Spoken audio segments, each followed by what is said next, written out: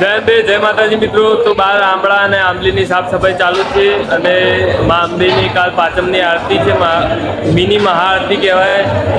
તો ચાલો અને બધા કમેન્ટમાં જય બે લખી દેજો.